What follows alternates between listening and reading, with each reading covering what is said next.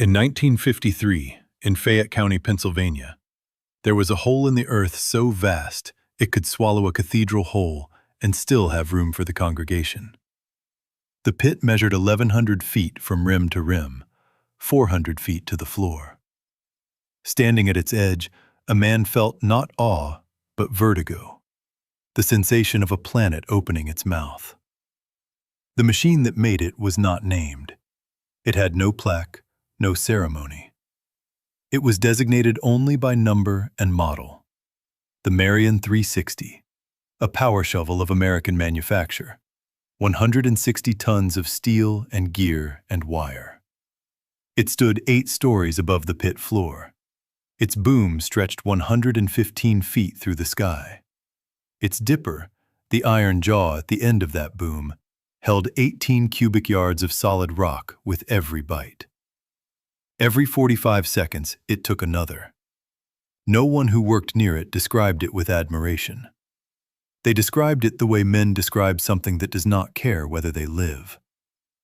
Over 11 years, across 4 excavation sites in 3 states, the Marion 360 and its sister machines moved the equivalent of 11 million cubic yards of material.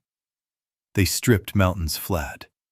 They opened seams that had lain sealed since the Carboniferous, 350 million years before the first steel was ever poured.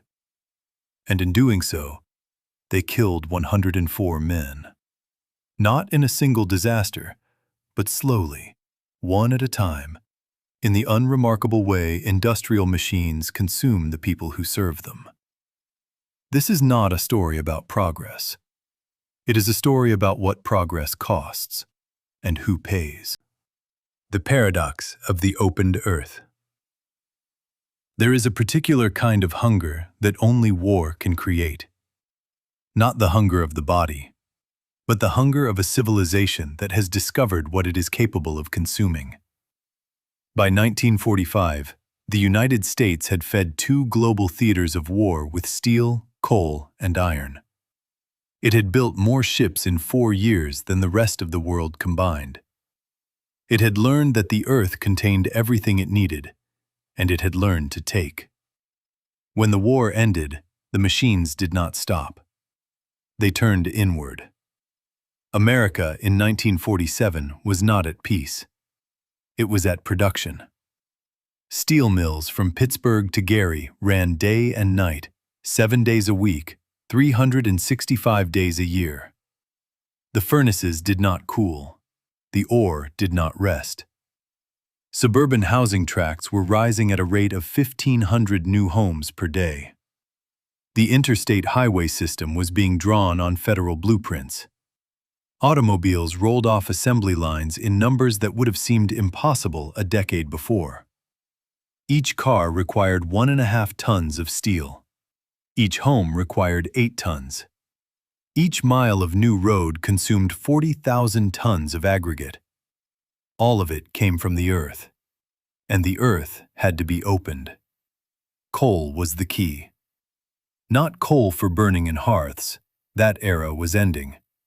Coal for coking, for feeding blast furnaces, for generating the electricity that ran the mills that made the steel that built the country.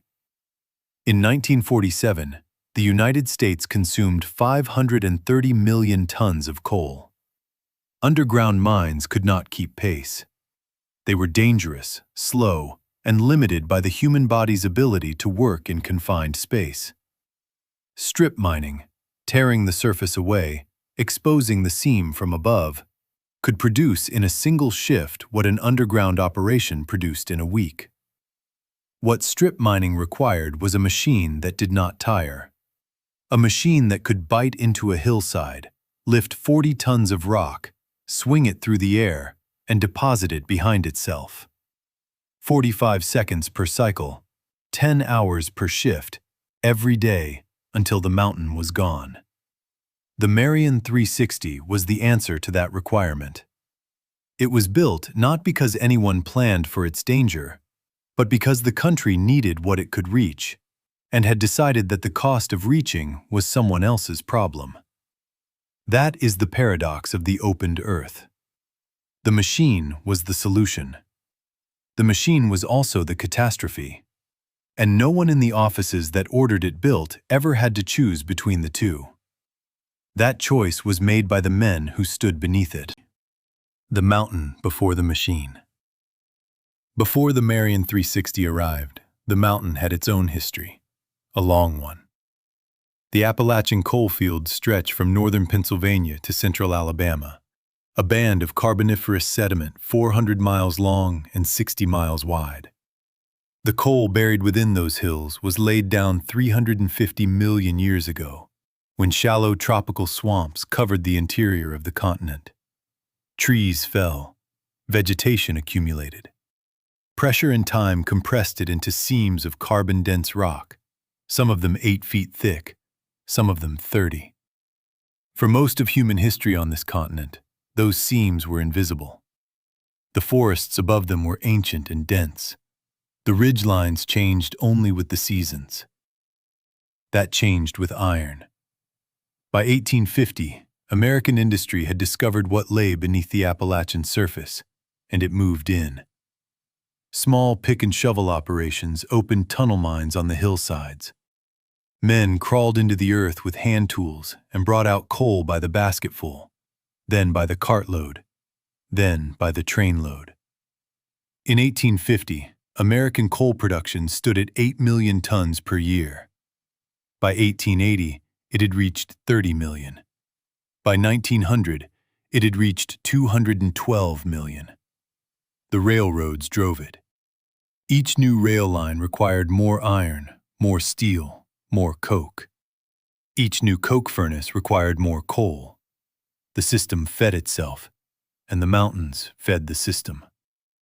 But the underground mines had a ceiling. Not a physical ceiling, a human one. Every ton of coal extracted from underground required a man in a tunnel, breathing coal dust, swinging a pick, living under the constant threat of roof collapse, gas explosion, and flood. In 1900 alone, the United States recorded more than 1,400 fatal mining accidents. Men died in the seams they opened. The industry looked at those numbers and asked not how to make the underground safer, but how to reach the coal without going underground at all. The answer already existed in crude form. Steam shovels had been used since the 1840s to dig canal cuts and railroad grades. They were small, a few tons, a few cubic yards per cycle. But the principle was sound. If you could remove the overburden, the rock and soil above the coal seam, from the surface, you could expose the coal and recover it without tunnels, without men crawling in the dark, without the catastrophic risks of enclosed subterranean work. What the industry needed was not a bigger shovel. It needed an entirely different category of machine. One that could move a mountain, not merely a hillside. One that could strip acres per week instead of acres per year. The machines that would answer that need were not yet built. But the men who would build them were already at their drawing boards. In Marion, Ohio, a company that had been making steam shovels since 1884 was preparing to build something the world had not yet seen. The mountain did not know what was coming. It had stood for 350 million years. It had another 40 to go.